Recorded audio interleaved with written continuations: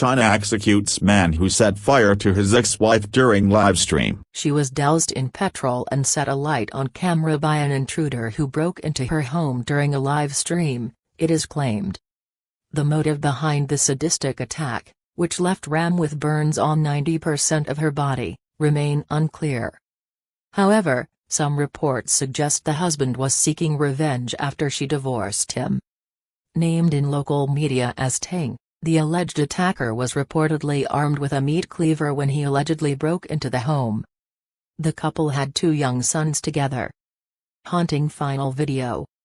Ram had gained a sizable online following through her videos showing her life in the beautiful mountainous village of Maeska in the southwestern province of Sichuan. In her haunting final video, she was shown lip-syncing a traditional Tibetan song to thank her fans. According to Beijing Youth Daily, the screen during Ram's usual live broadcast later that day suddenly went black and her followers heard screams.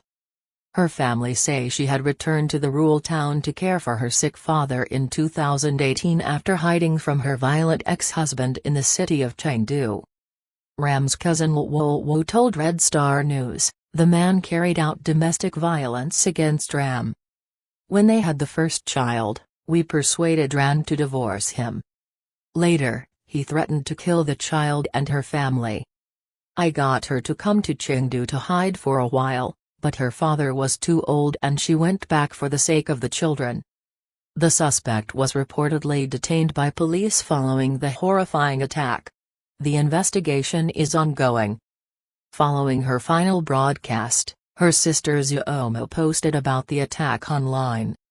She made an urgent plea for financial support and Ram's online following responded by raising £114,038 for her family. A man who killed his ex-wife by setting her on fire during a live stream was executed in China on Saturday, state media reported, marking the end of a case that prompted horror and outrage across the country. Tang Lu was executed by a court in the southwestern Sichuan province, according to Global Times, citing the Intermediate People's Court of the Abitiban and Kaiyang Autonomous Prefecture. Tang was allowed to meet his family before the execution, Global Times reported. Tang's ex-wife, Lamo, was a farmer and live streamer in the Tibetan Autonomous Prefecture. State media reported that Tang had a history of physical abuse toward Lamo, and the couple divorced in June 2020. He repeatedly sought her out and asked to remarry in the following months, but was turned away. Then, in September 2020, Lamo was live streaming a video of herself when Tang appeared behind her, poured gasoline over her and set her on fire. She died 2 weeks later. Tang was arrested soon after the attack, and sentenced to death in October 2021. The case was widely covered in national and international media, raising discussion about the abuse and mistreatment of women in China, and how the country's legal system often fails to protect victims while easily pardoning perpetrators. Until 2001, when China amended its marriage law, abuse wasn't considered grounds for divorce. China enacted its first nationwide law prohibiting domestic violence in 2015, a groundbreaking piece of legislation that defined the offense for the first time, and covers both psychological abuse as well as physical violence.